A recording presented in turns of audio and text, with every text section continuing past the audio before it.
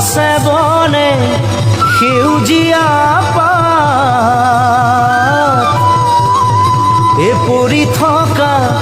নিজান নদীৰ ঘাট পুৱাতে উঠিলৈ লাহনীখন কান্ধত লৈ অ নৱ গৰু গা ধুৱাবলৈ যাওঁ অ নৱ গৰু গা ধুৱাবলৈ যাওঁ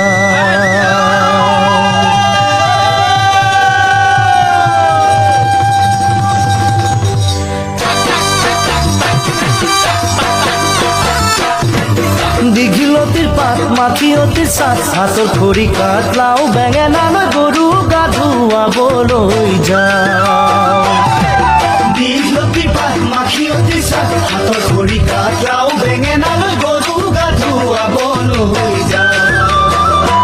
আহিয়ে পাব লাগিব কিন্তু চুৰিয়াখলৈ ককাইদেউৰ পাঞ্জাবী চোলাটো দি দিম সোধাকৈ চহৰৰ বিহু মেলাত হুঁচৰি গাবলৈ যাব যে লাগিব আজি আমাৰ গাঁৱৰ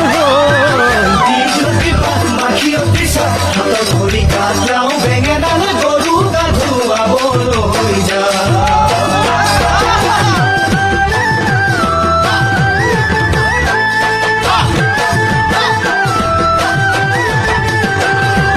বাকচতে তোৰ আছেনে বাৰু ফুলাম গামোচা পকোৱা সূতাৰ মূৰতে পাক মাৰি ল'বলৈ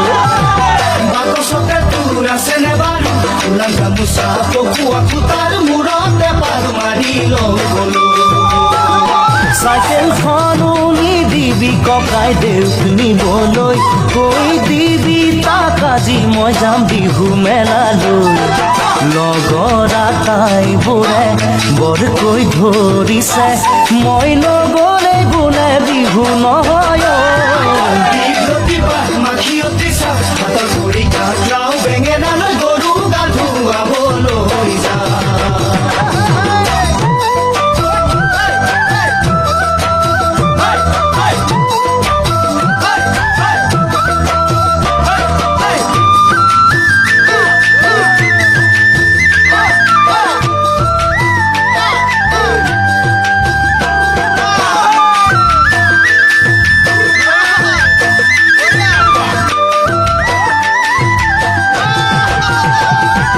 টিঙৰ ঢোল বজাই ঘৰে ঘৰে গৈ বিহু মাৰি পোৱা সুখ বিচাৰি কতোৱেচোন পাবলৈ ফালৰ পৰা গৰু বিহুৰ আন্তৰিক শুভেচ্ছা জ্ঞাপন কৰিলোঁ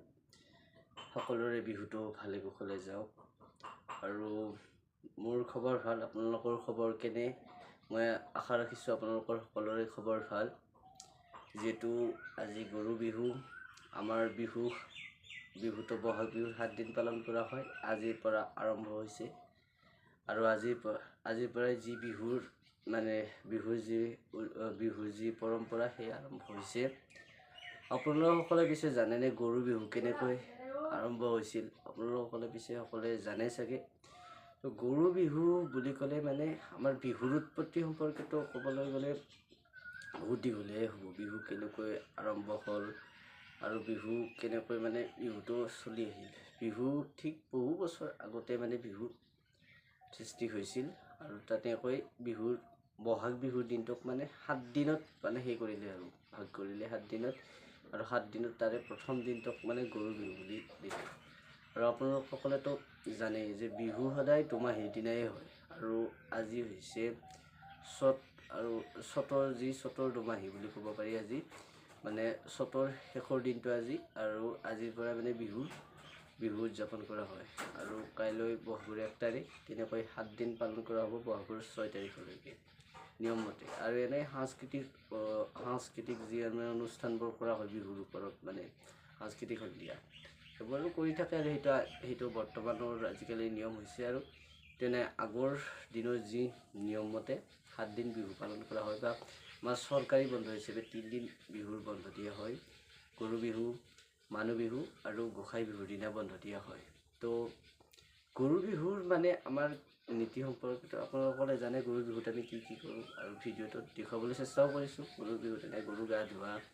গৰু সেই কৰা, লগতে গৰুক গা ধোৱাৰ লগতে গৰুৰ তাত মাহ হালধি এইবোৰ ঘঁহি দিয়া হয়, গাত লগাই দিয়া হয়। আমাৰ সকলোতে আৰু নিয়মবোৰ অলপ বেলেগ বেলেগ ধৰণৰ হয়। উজনি অসমত আপোনাৰ বেলেগ বেলেগ ধৰণে নিয়ম কৰা হয় আৰু আমি নামনি অসমৰ লোকে অলপ বেলেগ ধৰণে বিহুটো উদযাপন কৰোঁ। তো বিহু আমাৰ সকলোৰে মৰমৰ, অতি চেনেহৰ আৰু এনেকৈ থকাটো বিচাৰোঁ আৰু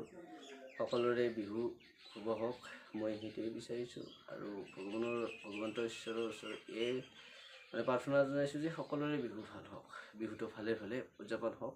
আৰু আজিৰ পৰা গৰু বিহু আৰম্ভ হৈছে আৰু এনেকৈ বাকী বিহুকেইটাও ভালে ভালে যাওক। আৰু গৰু বিহু সম্পৰ্কে ক'বলৈ গ'লে তো বহুত বিহু, মই ডাইৰেক্ট এটা ভিডিঅ' বনামেই আপোনালোকৰ বাবে যে বিহুৰ হিষ্ট্ৰী, বিহুৰ বিষয়ে যিমান পাৰোঁ ক'বলৈ চেষ্টা কৰিম। আৰু তাতে মানে গোটেইকেইটা বিহুৰ বিষয়ে সন্নিৱিষ্ট কৰি মানে বনাম তেনেকৈ বিহুৰ হিষ্ট্ৰী বুলি, বিহুৰ ইতিহাস। আৰু এইটোত মানে গোটেইখিনি নকওঁ আৰু বাকী ভিডিঅ'টো কেনে লাগে, যদি ভিডিঅ'টো ভাল লাগিছে লাইক কমেণ্ট শ্বেয়াৰ কৰিব। আৰু যদি চেনেলটোত নতুন বা চেনেলটো যদি ছাবস্ক্ৰাইব এতিয়ালৈকে কৰা নাই তেনেহ'লে অনুগ্ৰহ কৰি প্লিজ ছাবস্ক্ৰাইব কৰিব। আৰু আজিলৈকে নহ'লে বিদায় মাৰোঁ। আৰু ভিডিঅ'টো বাৰু বেছি দীঘলীয়া কৰা নাই, একদম সৰু ভিডিঅ' বনাইছোঁ। আৰু গৰুৰ প্ৰথমতে গা চা ধোৱা দেখুৱালোঁ। আৰু এতিয়া আৰু মই আপোনালোকৰ লগত আৰু কথা পাতিলোঁ, যিহেতু আপোনালোক মোৰ